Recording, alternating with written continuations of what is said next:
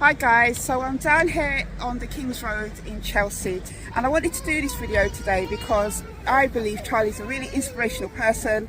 So I'm just going to ask him to introduce himself and tell us a little bit about his journey. My name is Charlie Ngouh. I was born in Cameroon and now I'm in London sharing my story with the world. I wrote and published my own book 4 or 5 years ago, and every day I'm out sharing my story on the streets of London. And the reason for that is because I have a dream, and my dream is to grow, because I've already started, but I now need to grow and reach more people through my academy, which is the English Practice Academy, whose objective is to help those who wish to improve their spoken English through practice.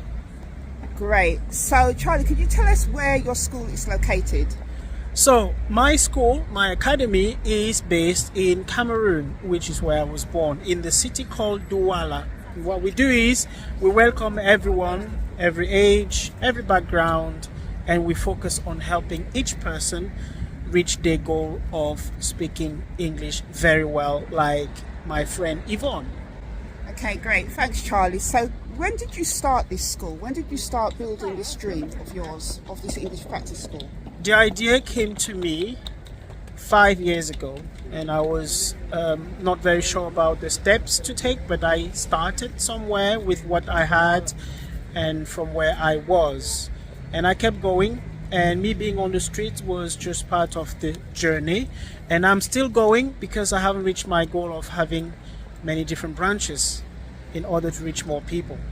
So I'm going to ask him to share with us a little bit some of the challenges that he's faced. Okay, so the first challenge was personal. I didn't believe, well, I struggled to believe in my own dream, but I also knew that it was the only way for me to be able to take the steps needed to reach my goal. So the first challenge that I had, which is probably what you're going to have to when you start your journey, is belief in yourself.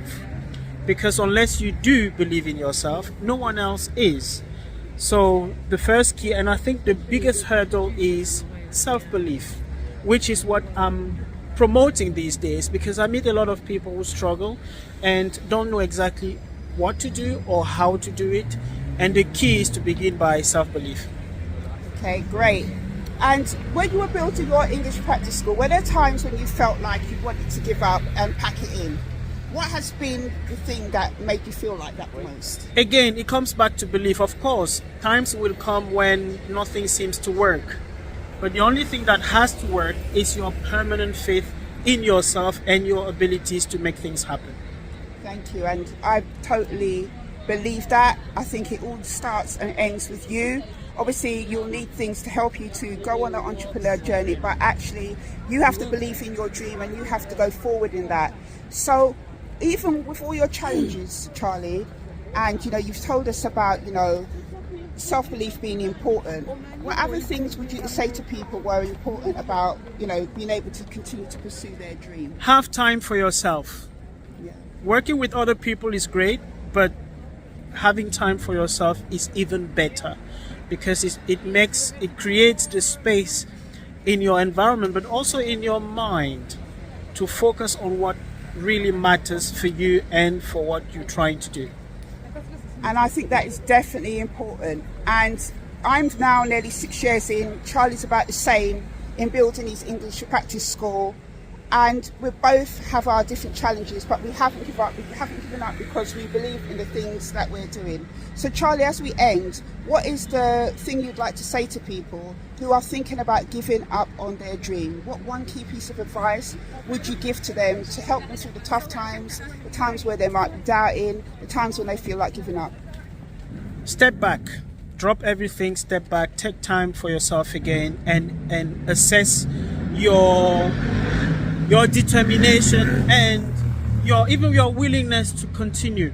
Sometimes you just can't continue, it happens. But in order for you to determine whether it's worth your time is to step back and step away, and more importantly is treat yourself. Great advice, Charlie. And I took his advice today, as I shared in the other video I just done. I went and bought myself some lovely roses, and I'm taking a step back today. So you guys have heard it here first. Don't give up on your dreams. There are going to be times when you feel tired, where you feel discouraged, where you don't feel hopeful. But the most important thing is that you hold on to your self-belief, but hold on to the belief in your vision and continue on. But for today, take a step back, recoup, rest, refocus, and then get back to building your dream.